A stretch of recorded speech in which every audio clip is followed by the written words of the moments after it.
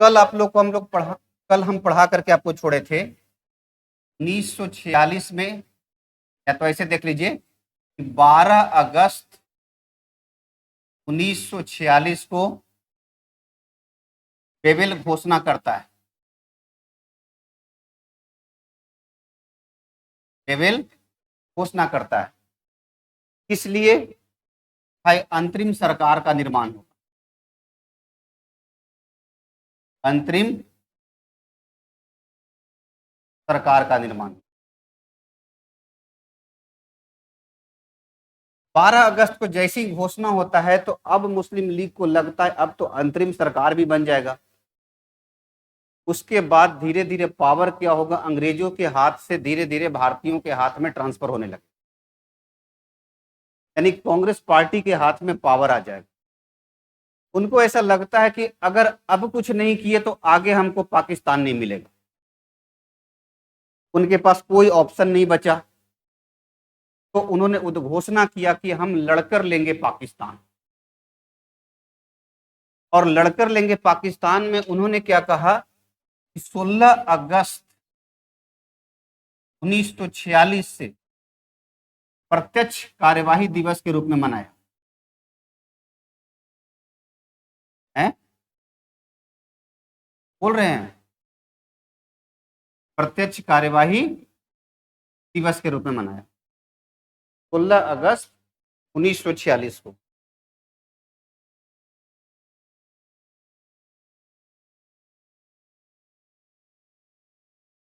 ठीक, उसके बाद देखिएगा 2 सितंबर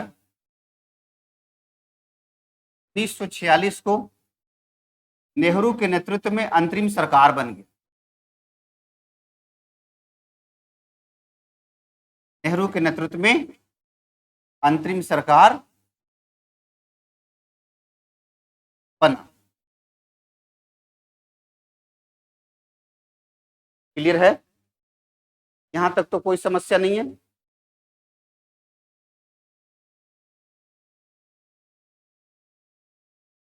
अच्छा, ये ज्यादा पड़ गया।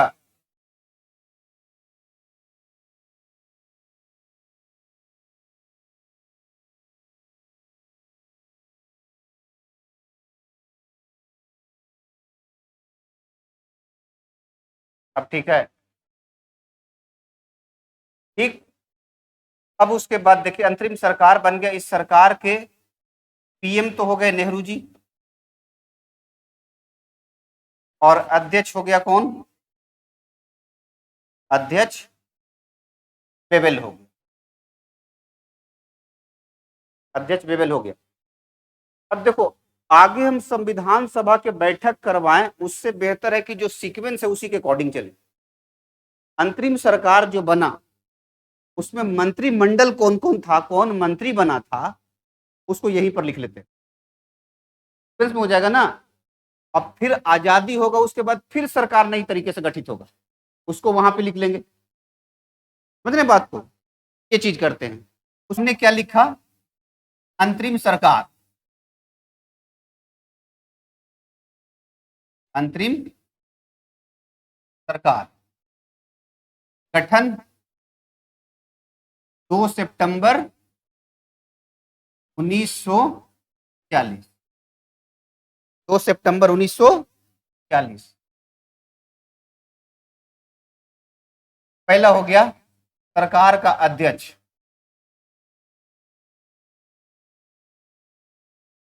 सरकार का अध्यक्ष, अध्यक्ष कौन था? Wavell, Lord Wavell. प्रधानमंत्री नेहरू। प्रधानमंत्री कौन थे? नेहरू। अब इन लोग के आगे लिखना विभाग।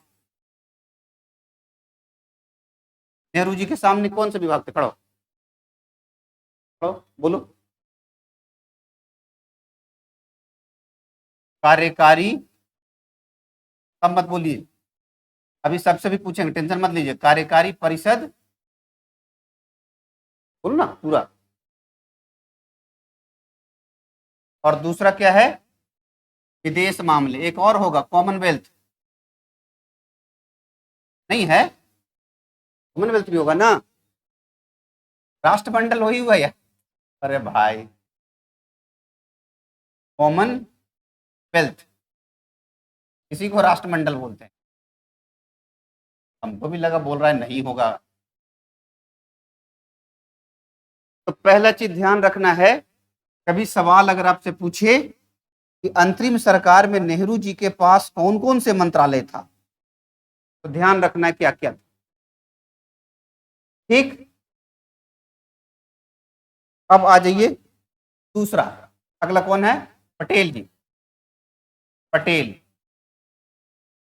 पटेल के पास क्या है, सूचना एवं प्रसारण। तीसरा मंत्री कौन है, बलदेव सिंह, रक्षा ना, बलदेव सिंह,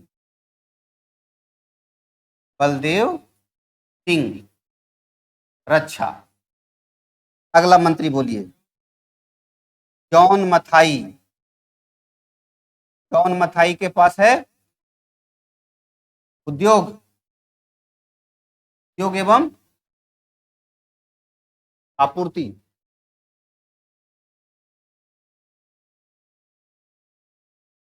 उद्योग एवं आपूर्ति।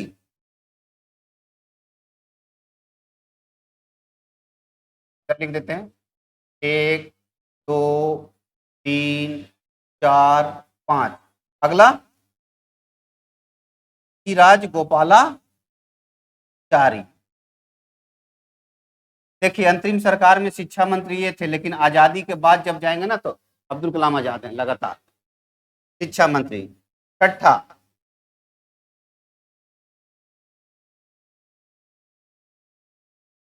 TH भाभा। इनके पास कौन सा मंत्रालय, बंदरगाह, बंदरगाह ना, कारखाना नहीं होगा, खान नहीं होगा, खान एवं बंदरगाह होगा, खान एवं बंदरगाह। हो गया, कितने हो गए, 6, 7 बोलिए, अरुणा आसफ अली।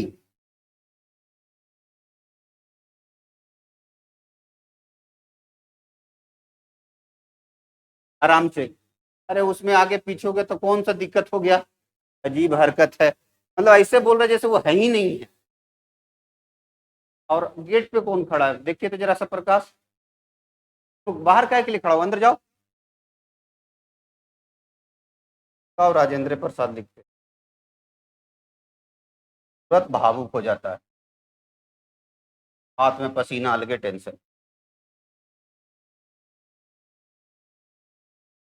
राजेंद्र प्रसाद, अपने बिहार के इसलिए क्या जी, और बोल रहा है यस सर, मतलब दूसरे हैं तो क्या दूसरे को नहीं मानोगे।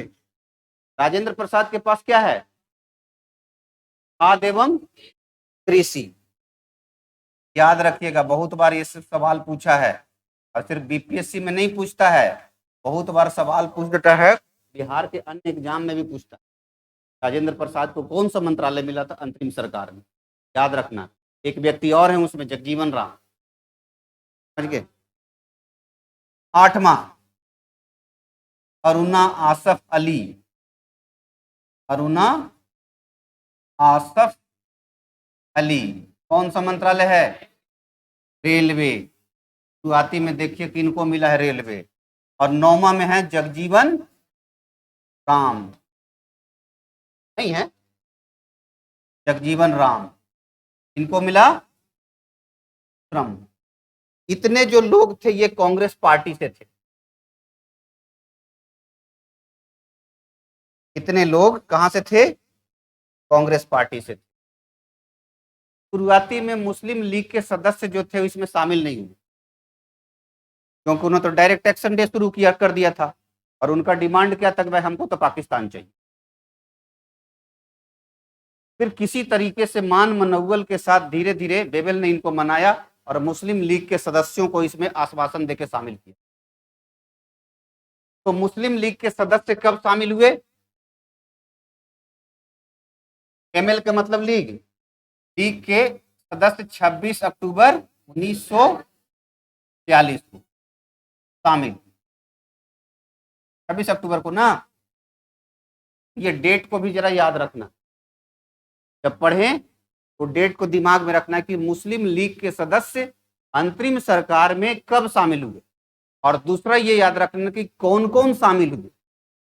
अभी बीपीएससी में लियाकत अली खान वाला सवाल पूछे, और स्टेट पीसीएस में या तो स्टेट गवर्नमेंट में बोले ना कि जगजीवन राम आएगा ही, राजेंद्र प्रसाद आएगा ही, अरुणा आसफ अली रेलवे भी बहुत चांस रहता है आने का।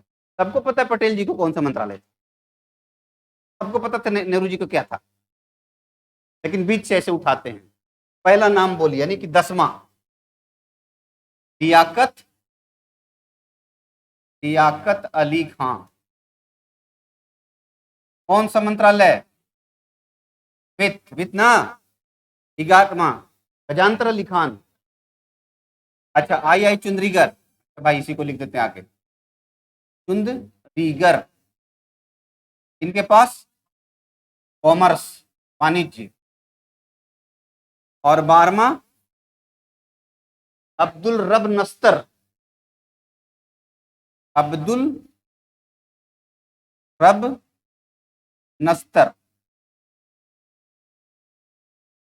संचार। और अगला कौन है? योगेंद्र नाथ मंडल, योगेंद्र नाथ मंडल।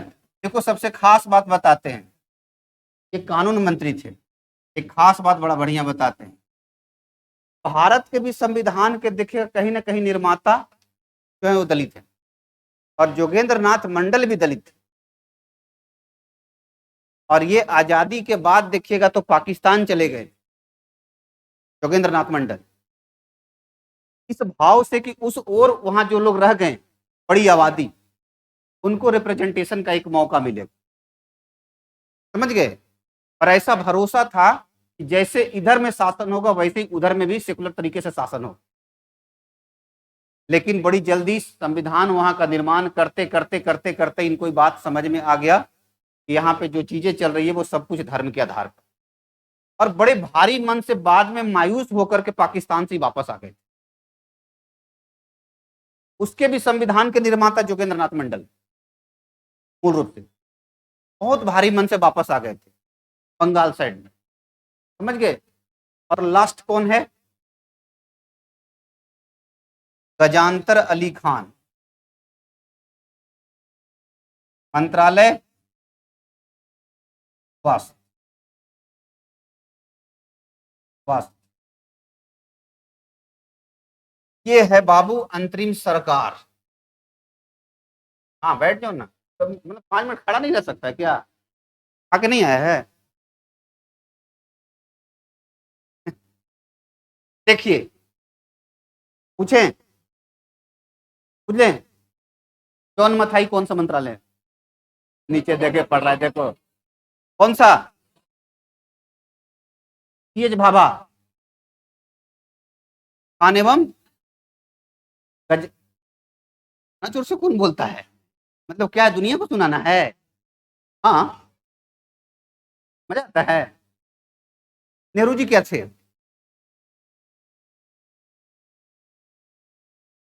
रेल मंत्री, रेल मंत्री, कानून मंत्री। इधर मत देखो, कानून मंत्री कौन थे? और वित्त विभाग? लियाकत अली खान। योगेंद्र नाथ मंडल, राजेंद्र प्रसाद, स्वास्थ्य, कृषि, जगजीवन राम,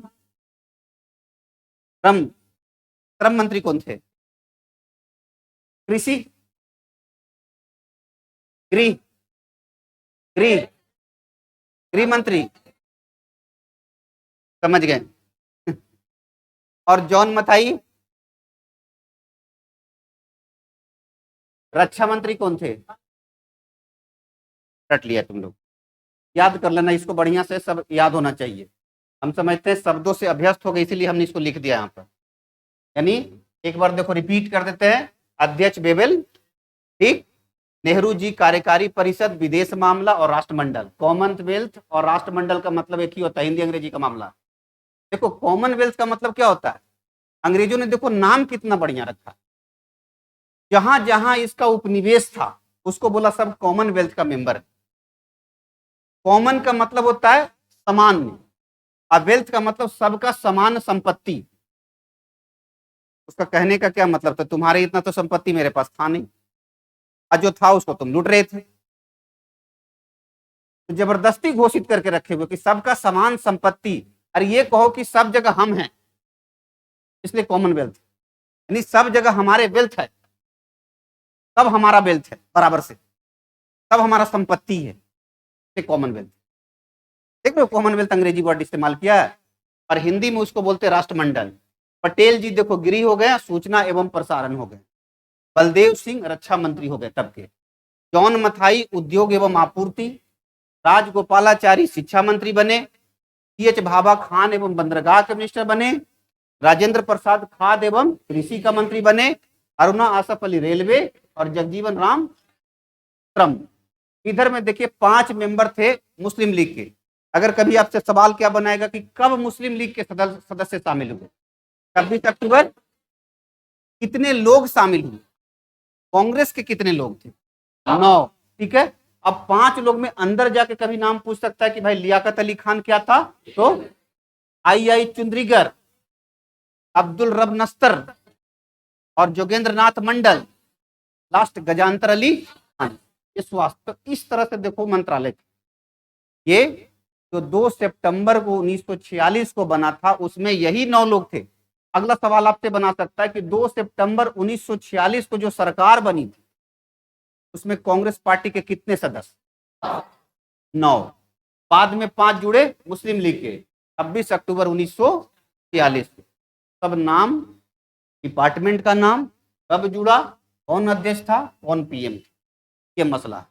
आगे बढ़े, पढ़ते हैं। यहां तक मामला हो गया, ठीक। अब हमको सीक्वेंस में आगे बढ़ना है कि मुस्लिम लीग के शामिल होने के बाद आगे क्या घटना हुई। 12 अगस्त को घोषणा सरकार बनाने की, 16 अगस्त को डायरेक्ट एक्शन डे 1946, और 26 अक्टूबर को मुस्लिम लीग के सदस्य सरकार में शामिल हो गए। कितने सदस्य शामिल हुए, 5 सदस्य शामिल हो गए, ठीक। अब इसके बाद देखिएगा, अब तो भाई सरकार बन गया, और सरकार बन गया, संविधान सभा का निर्माण होगा, संविधान सभा का निर्माण होगा। अंग्रेजी राज्य में देखिएगा, अंग्रेजी राज्य में राज्य में 11 प्रांत हुआ करते थे, 11 प्रांत होते थे। जैसे आज 28 स्टेट है, वैसे ही 11 प्रांत होते थे। प्रोविंस या तो कई स्टेट ही मान के बोलिए, प्रतीकात्मक तौर पे वैसे ही समझिए। अंदर आ जाओ, बाहर मत खड़ा रहो, घुसो। 12 प्रांत होते थे। अब देखो, अंग्रेज जो पावर को ट्रांसफर करने वाले थे या तो आजाद हमको करने वाले थे, तो यहां पर अंग्रेजों का प्रत्यक्ष नियंत्रण था, अंग्रेजों का प्रत्यक्ष नियंत्रण था। किसका, अंग्रेजों का, इस पर प्रत्यक्ष नियंत्रण था, इसी 11 प्रोविंस पे। तो ये तो प्रत्यक्ष रूप से ही ट्रांसफर कर देते, दे देते। लेकिन बहुत सारे ऐसे जो क्षेत्र थे, भारत का लगभग 40% ऐसा एरिया था जहां पे राजाओं का अभी भी प्रभाव था। तो जो संविधान सभा बनेगा, उस संविधान सभा पूरे मिलाकर के बनेगा, यानी वो क्षेत्र जहां पर अंग्रेज का प्रत्यक्ष नियंत्रण था, और वो क्षेत्र जहां पे राजाओं का नियंत्रण था। यानी अगर आपसे बोले जो संविधान सभा बनेगा, संविधान सभा बनेगा, उसमें कौन कौन सा क्षेत्र होगा, तो 11 प्रोविंस, 11 प्रोविंस, और दूसरा कौन सा क्षेत्र शामिल होगा, रजवाड़े। रजवाड़े, यानी जो राजा के अंतर्गत है वो क्षेत्र शामिल है। समझ गए? लगभग 40% के आसपास अभी भी राजा का नियंत्रण, और 60% के आसपास पर अंग्रेजों का प्रत्यक्ष नियंत्रण है, इन पर उन्होंने कब्जा कर लिया था पूरी तरह से। जैसे बंगाल हो गया, आसाम हो गया, उत्तर पश्चिमी सीमा प्रांत हो गया, सिंध हो गया, पंजाब हो गया, या फिर आपको जाकर के नीचे इधर में आ जाइए तो मैसूर वाला पूरा इलाका हो गया, हैदराबाद वाला पूरा इलाका हो गया। ये सब देखिएगा प्रत्यक्ष रूप, बॉम्बे हो गया, मद्रास हो गया, ये सब प्रत्यक्ष नियंत्रण में अंग्रेजों के। जहां पर 1937 में चुनाव हुआ था, यहाँ पे 1937 में चुनाव हुआ था, और फिर से चुनाव होकर के उन्हीं प्रांतों से चुन करके आने थे संविधान सभा में। तो उन्हीं जगह से चुन करके आने थे, तो यहां से चुन के आते और प्लस में इसके मेंबर होते। इसके मेंबर नॉमिनेटेड होंगे, लेकिन यहां से चुन के आएंगे, यानी यहां से क्या होंगे, चुन कर आएंगे, चुनकर आएंगे। और यहां से जो राजा होगा ना, वो एक तरह से कहो नॉमिनेटेड हो जाएगा। राजा का थोड़ी ना चुनाव होगा, वो नॉमिनेटेड हो जाएगा। तो भाई तो ये राजा इधर का है, तो ये वाला क्षेत्र से ये राजा वहां पे संविधान सभा का मेंबर हो। 93 राजशाही इलाके का नाम सुनते हैं ना, कि 93 रियासत के लोग शामिल थे, तो 93 राजा शामिल थे उसमें, और अंग्रेजों ने उनको डायरेक्ट नॉमिनेट एक तरह से कर दिया। हालांकि शुरू में कांग्रेस पार्टी इसकी विरोध की थी कि ये कांग्रेस ये मेंबर बनेंगे संविधान सभा के, सही नहीं है, लेकिन बाद में कांग्रेस पार्टी भी मान गई। ठीक, अब यहां तक मामला हो गया। अब इसके बाद देखिए क्या, यहां से जो चुनकर के आएंगे, वहां पे रखा गया कि 10 लाख के आबादी पर एक व्यक्ति चुन के आएगा। 10 लाख के आबादी पर एक व्यक्ति। इस प्रांत में जितनी आबादी पड़ेगा, उस प्रांत के 10 लाख की आबादी पर एक व्यक्ति, यानी अगर मान लो 1 करोड़ पड़ा तो 10 गो, 2 करोड़ पड़ा तो 20 गो, वहां से आएगा। 10 लाख की आबादी पर एक व्यक्ति को संविधान सभा का सदस्य बनाया गया, और इस तरह से अलग अलग जो प्रोविंस है 11, वहां से संविधान सभा में मेंबर चुन करके आए। अरे बात समझ में, तो ये 10 लाख की आबादी पर एक व्यक्ति हो गया। अब देखो तो कितने लोग 1100 प्रोविंस से आए, ये देख लीजिए।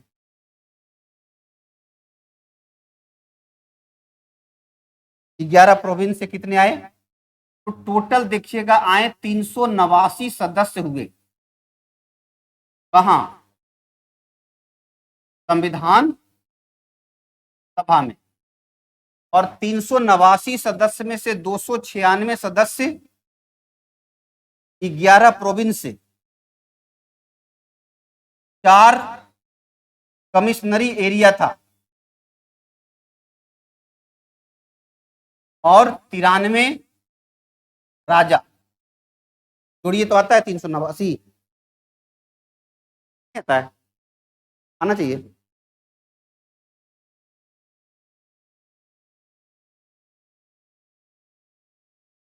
हाँ 92 होगा, सॉरी, ये 4 को इसमें जुड़ गया ना, इससे ज्यादा हो जा रहा है, ये हो जाएगा 292। अब ठीक है, अब ठीक होगा मेरे अंदाज से, है ठीक है। 292 सदस्य प्रत्यक्ष रूप से चुन करके आए 11 प्रोविंस से, और 4 कमिश्नरी एरिया से, और उसके अलावा जाकर के 93 हो गए राजा। इतने लोगों को मिलाकर के संविधान सभा बना, और 10 लाख की आबादी पर एक व्यक्ति को चुना गया था। बाकी 93 लोग को डायरेक्ट राजों को क्या कर दिया, राजे रजवाड़ों को नॉमिनेट कर दिया। क्लियर है? 93 राजा जो राजशाही क्षेत्र थे ना, वहां से राजा संविधान सभा के मेंबर।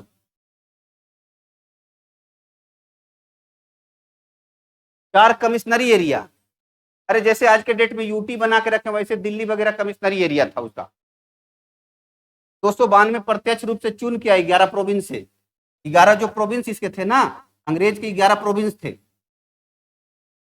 11 प्रांत थे इसके। इन प्रांतों से डायरेक्ट चुन करके 292 लोग आए, 10 लाख की आबादी पर एक सदस्य।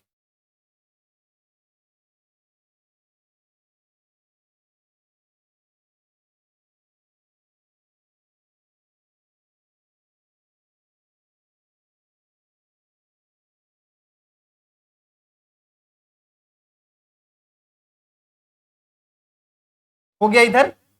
यहां तक मामला क्लियर है कि 292 सदस्य डायरेक्ट चुन करके आए 11 प्रोविंस से, 4 अंग्रेजों के जो प्रत्यक्ष नियंत्रण में तक कमिश्नरी एरिया उनके प्रतिनिधि हो गए, और 93 कौन हो गया, राजे रजवाड़े हो गए।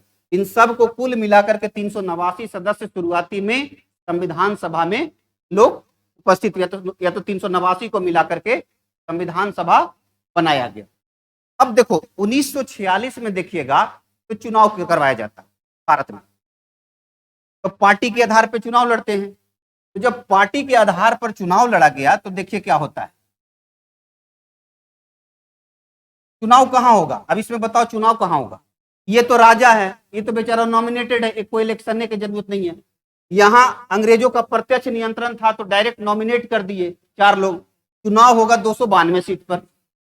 अब 292 सीट पर जब चुनाव हुआ तो इसमें से कांग्रेस जीता कितना, 208, मुस्लिम लीग जीता 73 और अन्य जीता 15।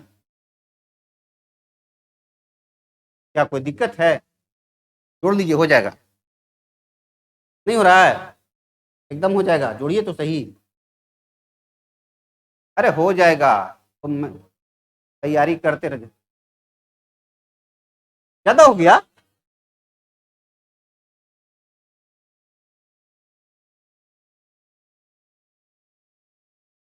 8 5 13 और 13 और 16। अच्छा अच्छा अच्छा, ना ना, ठीक ठीक ठीक, कमिश्नरी एरिया वाला भी आ जाएगा। हाँ इसी में है, ठीक, जोड़ दो दोनों को। अब हुआ, अब हो जाएगा 296। आगे चले, यहां तक तो मामला ठीक है। चलिए आगे चलते हैं। अब तो हो गया सब, पार्टी वार्टी सब आ गया, कितने कितने पार्टी में कौन सा पार्टी का कितना मेंबर है, सब कुछ हो गया। अब हमको देखना है कि बैठक कब कब होता है। तो पहला बैठक जो होता है वो होता है 9 दिसंबर 1946, 86 नहीं 46, 46 86 बोलती है। और इस दिन अध्यक्षता कौन किए थे, सच्चिदानंद सिन्हा, बिहार के ही थे जी, बिहार के ही थे। अस्थाई, कैसे अध्यक्ष थे, अस्थाई। ये पहला बैठक था, ये पहला बैठक, संविधान सभा का पहला बैठक हुआ। अब मेंबर उम्बर चुना गया ना भाई, 208 वो कांग्रेस का हो गया, 73 वो मुस्लिम लीग का हो गया, और बाकी 15 को अन्य वाला हो गया। तो अब बैठक करना शुरू कर दिए। बैठक यानी संविधान निर्माण करने की प्रक्रिया शुरू, समझ गए, पहला चीज हो गया। दूसरा बैठक हुआ 11 दिसंबर 1946, और इस दिन अस्थाई अध्यक्ष चुना गया, अस्थाई अध्यक्ष चुना गया। किनको, राजेंद्र प्रसाद, हम पूरा सभ्य तरीके से नाम देता है, डॉक्टर राजेंद्र प्रसाद। इनका घर कहाँ था, बिहार में, कहा, दीवान, ठीक। और उपाध्यक्ष, अस्थाई उपाध्यक्ष किसको चुना गया, एट HC मुखर्जी, वासुदेव मावलंकर। अरे वो जब देश आजाद हो जाएगा ना तो पहला चुनाव के वक्त चुने, समझ गए अभी ना। ये पूरे संविधान सभा का ये, वो पता है जब सरकार चलाना होता था तो वो अध्यक्ष होते थे, और संविधान सभा का बैठक होता था तो ये अध्यक्ष होते थे। मतलब जो लोग संविधान सभा के मेंबर थे वही सरकार के भी उस समय मेंबर थे। मतलब जो विधायिका थी वही संविधान सभा थी, जो संविधान सभा थी वही विधायिका थी। और ये मामला कब तक चला, 24 जनवरी 1950, संविधान सभा की आखिरी बैठक 24 जनवरी 1950, समझ गए, उस दिन तक चला। उसके बाद उसका बैठक नहीं हुआ। फिर उसके बाद चुनाव हुआ देश में, और चुनाव हुआ तो फिर नए तरीका से सब कुछ चुन करके आया गया। और तीसरा बैठक हुआ 13 दिसंबर 1946। 13 दिसंबर 1946 को नेहरू जी क्या रखे, उद्देश्य प्रस्ताव रखे, उद्देश्य प्रस्ताव रखे।